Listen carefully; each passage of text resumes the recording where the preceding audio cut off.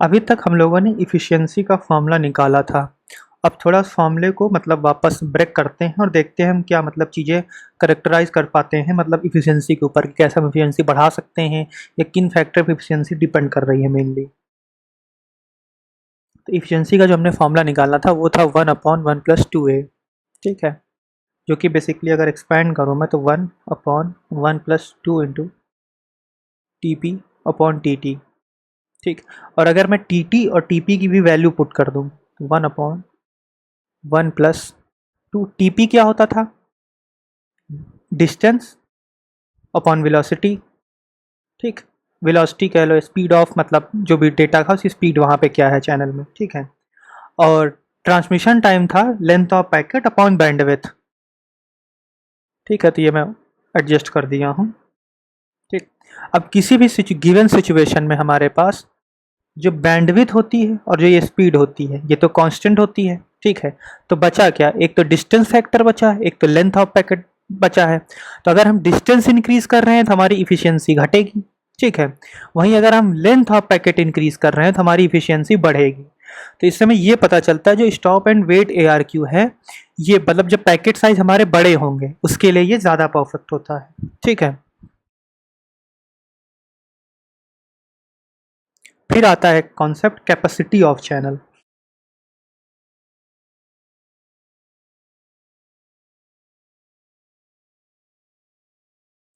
Capacity of channel को अगर मैं फिजिकल सेंस में कहूँ तो मतलब जैसे ये रहा सेंडर, ये रहा रिसीवर, ठीक है। तो ये जो इसके बीच में लिंक है, मान लो ये इसकी कुछ फिक्स डिस्टेंस है और कुछ फिक्स बैंडविड्थ होगी। तो कैपेसिटी ऑफ चैनल से हमारा मतलब ये है कि कितना मतलब कितना कैपेसिटी मतलब कितने बिट्स में इस चैनल पर ये चैनल अपने आप में होल्ड कर सकता है। मतलब अगर मैं यहाँ वैसे बिट्स रखना चालू कर दूँ ऐसे, ठीक है, ये कितने बिट्स होल्ड कर पाएगा, ठीक है। तो ये होता है कैपेसिटी ऑफ चैनल। या ऐसे कह लो कितने बिट्स मैं इस चैनल पे पुट कर दूं कि ये चैनल 100% फिल हो जाए, ठीक है। इट्स लाइक जैसे कोई बकेट है हमारे पास, उसमें कितना मैं वाटर फिल कर दूं कि ये बकेट फुल हो जाए। या उसको उल्टा बोल लो कि ये बकेट कितना कैपेसिटी होल्ड कर सकती है, कितने लीटर पानी होल्ड कर सकती है। तो वही होता है कैपेसिटी ऑफ चैनल, ठीक है। तो इसका फॉर्मूला जो निकल के आता है, देखो अगर मैं कहूँ कि बैंडविथ है इसकी 2 Mbps, मतलब 1 सेकेंड में अगर मैं ये 1 सेकेंड है मेरा यहाँ पे इस चैनल पे, ठीक है। और ये इसकी बैंडविथ है 2 MB, अगर ये 1 सेकेंड में 2 MB होल्ड कर पा रहा है और मैं इसको प्रोपोगेशन डिले से यानी यहाँ से लेके यहाँ तक पहुँचने में कितने सेकंड लगने वाले हैं, सपोज दैट 3 सेकंड लगने वाले हैं, ठीक है। तो मैं अगर इससे मल्टीप्लाई कर दूँ 3 × 2 Mbps, ठीक है, तो हमारे पास आ जाएगी कैपेसिटी ऑफ चैनल। मतलब बेसिकली बैंडविथ मल्टीप्लाइड बाई कितना टाइम है, प्रोपोगेशन टाइम कितना है। तो यही हमारा फॉर्मूला भी निकल के आता है। कैपेसिटी ऑफ चैनल का फॉर्मूला होता है bandwidth into bandwidth into propagation time, ठीक।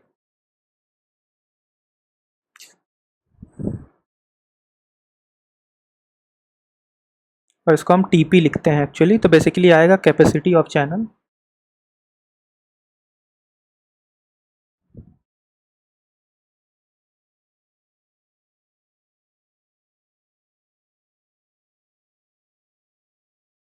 बैंडविथ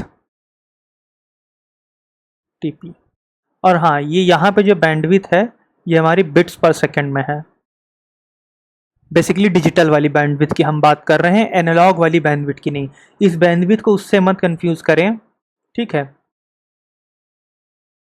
इस बैंडविड्थ को उससे कंफ्यूज ना करें जो हम एनालॉग कम्युनिकेशन वगैरह में पढ़ते हैं, जो कि रेंज ऑफ फ्रीक्वेंसी होता है, ये वो नहीं है यहाँ पे, ठीक है। और ये हमारा जो है प्रोपोगेशन टाइम है,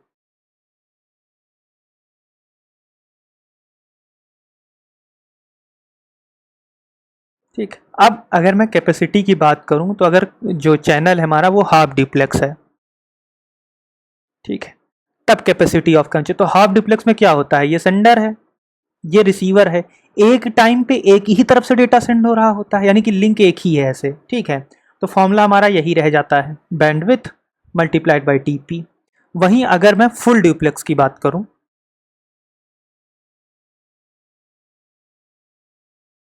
तो फुल ड्यूप्लेक्स में क्या होता है, बोथ वे चलता है, यानी इधर से भी डेटा ट्रांसमिट हो रहा है और एक इधर से भी हो रहा है। तो बेसिकली वर्चुअली दो चैनल अवेलेबल हो जाते हैं वहां पे, ठीक है। तो एक तो इसे फिल करने के लिए चाहिए हमें, जो कि खुद भी बैंडविड्थ मल्टीप्लाइड बाई TP है, और एक इसे फिल करने के लिए भी हमें पता करना है, जो खुद खुद भी बैंडविड्थ मल्टीप्लाइड बाय टीपी है। ठीक है, तो जो यहाँ पे फॉर्मूला आता है वो 2 multiplied by bandwidth multiplied by TP आता है।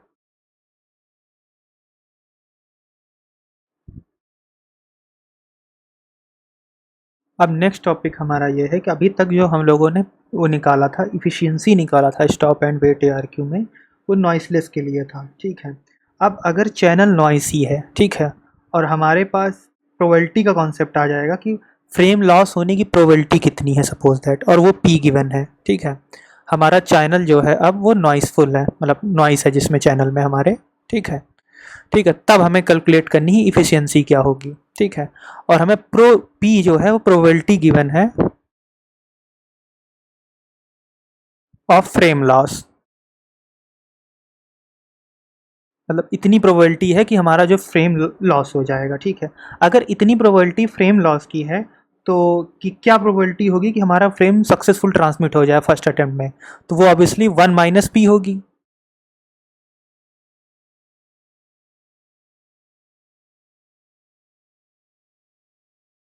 सक्सेसफुल ट्रांसमिशन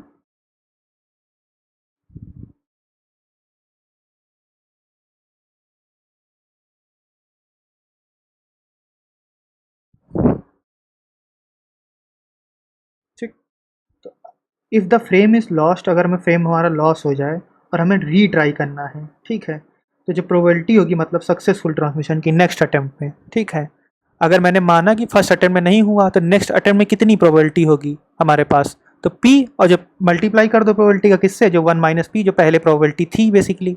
ठीक है, तो ऐसे ही अगर मैं केथ अटेम्प्ट में कह रहा हूं कि पहुंच रहा है मेरा फ्रेम सक्सेसफुली, ठीक है, तो के माइनस वन अटेम्प्ट रिक्वायर्ड होंगे उस फ्रेम को पहुंचाने के लिए। तो मैं अगर प्रोबेबिलिटी की बात करूं तो वो क्या आएगी, पी की पावर के माइनस वन, 1 माइनस पी, यानी कि प्रोबेबिलिटी बार बार मल्टीप्लाई होती जाएगी के माइनस वन टर्म। बेसिकली अगर मैं इसको ऐसे कुछ ऐसा लिख रहा हूँ, ये 1 minus P, P square 1 minus P, और फाइनली पी की पावर के माइनस वन 1 माइनस पी। ठीक, बेसिकली मैं ये कहना चाह रहा हूँ। ठीक है, और जो 1 माइनस पी थी वो प्रोबेबिलिटी एक्चुअली थी कि फर्स्ट अटेम्प्ट में ही तुम्हारा पैकेट सक्सेसफुली ट्रांसमिट हो जाए। ठीक है, अगर वो नहीं होता है, वो नहीं होता है, ठीक है, तो बार बार पी से मल्टीप्लाई होता जाएगा, पिछले वाले मतलब पिछली बार जितनी प्रोबेबिलिटी थी उसमें से पी से मल्टीप्लाई होता जाएगा हर बार रिपीटेडली।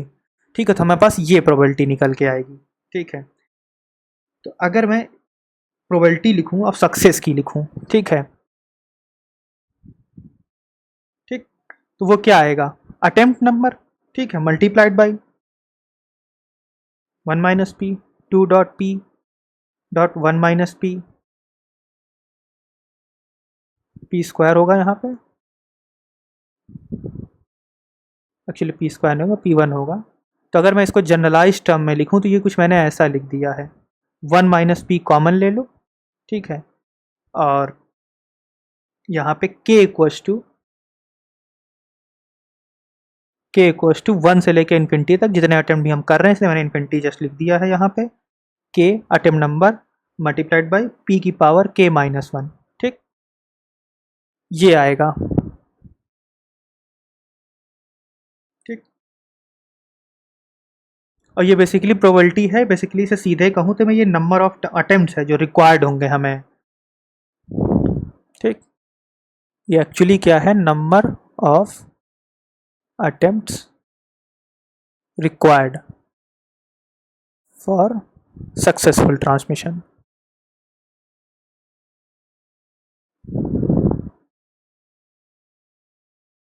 ठीक, और जो प्रोबेबिलिटी होती है हमें तो पता है वो हमेशा लेस देन वन ही होती है। ठीक, पी इक्वल्स टू वन हो गया, बेसिकली बेसिक उसका मीन होगा 100% प्रोबेबिलिटी। ठीक है, और जो ये टर्म अब हमने लिखा है इसका हमें रिजल्ट पता है। ठीक है,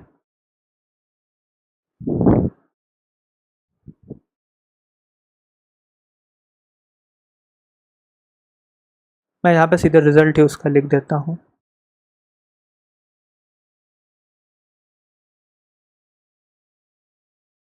ठीक, जो कि निकल के आता है 1/1 माइनस पी का होल स्क्वायर। ये मैंने समेशन का रिजल्ट लिखा है बेसिकली, ठीक है। तो जो नंबर ऑफ अटेम्प्ट रिक्वायर्ड होता है, अगर मैं number of attempt retransmission required होता है तो एन आर, ठीक, 1 माइनस पी मल्टीप्लाइड में था, तो अब कितना आ गया 1/1 माइनस पी। तो बेसिकली ये रिजल्ट आता है, ठीक है। मैं वापस लिखे दे रहा हूँ fresh, number of retransmission required equals to 1/1 minus P, ठीक। एन आर इसको बोल लो, पहले मैंने इसको ई एक्स बोला था, ठीक है। ये बेसिकली है नंबर ऑफ रीट्रांसमिशन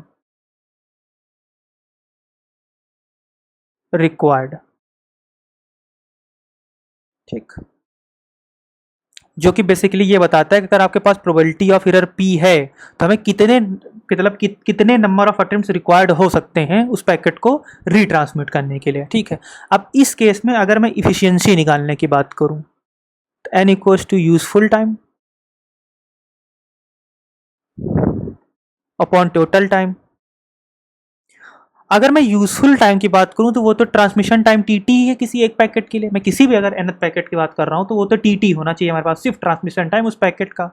बट अगर मैं टोटल टाइम की बात करूं, जो कि हमारा पहले भी होता था, total transmission time plus round trip time, ठीक।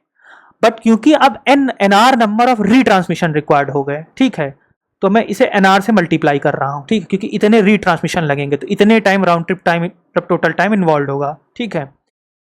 तो एन आर होता क्या था, T T upon 1 minus P, ठीक, multiplied by T T plus round trip time, ठीक। और राउंड ट्रिप टाइम हमें पता है कितना होता है, 2 TP,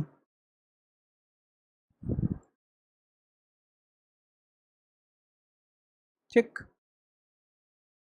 तो ये क्या निकल के आएगा, 1 minus P T T upon T T plus 2 TP, ठीक। और मैं टी टी अगर कॉमन ले लूँ तो जैसे पहले वाला जो फॉर्मेट था हमारा एफिशिएंसी का, उसी फॉर्मेट में हमारे पास रिजल्ट आ जाएगा 1 minus P upon 1 plus 2A,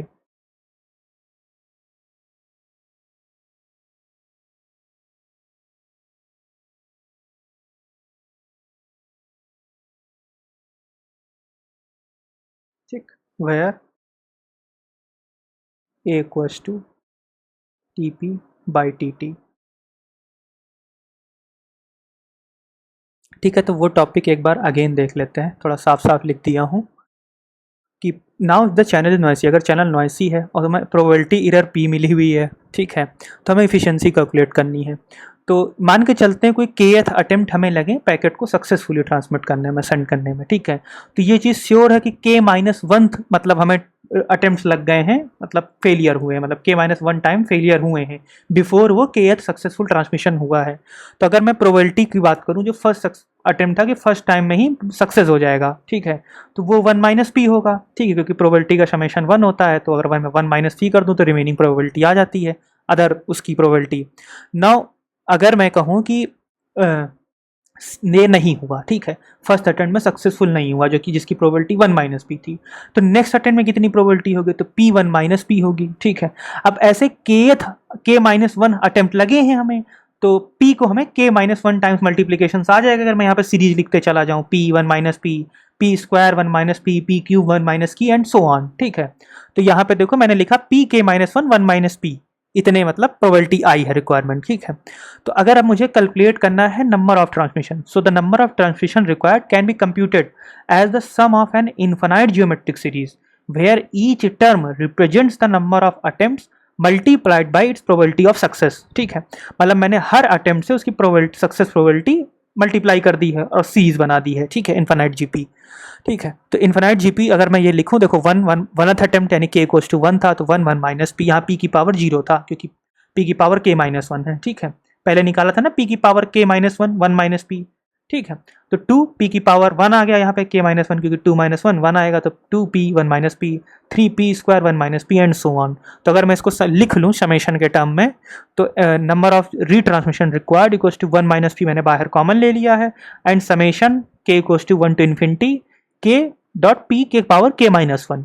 अब जो ये समेशन है इसका रिजल्ट आता है 1/1 माइनस पी स्क्वायर, ठीक है। तो नंबर ऑफ रीट्रांसमिशन हमारे पास बचा जो कि 1/1 माइनस पी है, यानी कि अगर p वो प्रोबेबिलिटी है एरर की, इस ट्रांसमिशन में, ठीक है। मतलब फेलियर की प्रोबेबिलिटी p है किसी पैकेट की फेल होने की कि ये नहीं पहुंच पाएगा। तो कितने रीट्रांसमिशन लग जाएंगे बिफोर सक्सेसफुल ट्रांसमिशन, तो वो निकल के आया है 1/1 - p, ठीक है। अब अगर मैं इफिशियंसी की कहूँ तो वो क्या होता है, useful time upon total time. तो अगर मैं यूजफुल टाइम की बात करूँ किसी एक पैकेट के लिए, तो वो तो सिर्फ सिंगल टी था, मतलब सिंगल ट्रांसमिशन टाइम बेसिकली। हमें रीट्रांसमिशन हुए वो हमारा यूजफुल टाइम थोड़ी था, वो मेरे लिए नहीं होना चाहिए था ना वो चीज़ तो, ठीक है। तो वो तो हम लिखेंगे नहीं यूजफुल टाइम में, तो ऊपर मैंने टी लिखा है इसलिए सिर्फ। और टोटल टाइम क्या होता था, किसी एक पैकेट को सेंट होने में, रिसीव होने में टोटल टाइम एक साइकिल में क्या कंज्यूम होता था, तो वो T plus R round trip time होता था बेसिकली, जो कि 2TP हो जाता था, यही होता था ना, ठीक है। तो टी प्लस 2TP। अब एक बात बताओ, क्योंकि एनआर नंबर ऑफ रीट्रांसमिशन लग रहे हैं, मतलब एनआर नंबर बाद ये साइकिल ऐसे मतलब रिपीट करता जाएगा, तो मैंने यहाँ पे एनआर से मल्टीप्लाई कर लिया है, देन इक्वेशन को रीअरेंज किया है, सॉल्व किया, हमारी फाइनली इफिशियंसी जो आएगी वो 1 - p/1 + 2a है, जो कि लेस देन है नॉइसलेस की इफिशियंसी, जो कि आती थी कितनी, 1/1 + 2a, ठीक।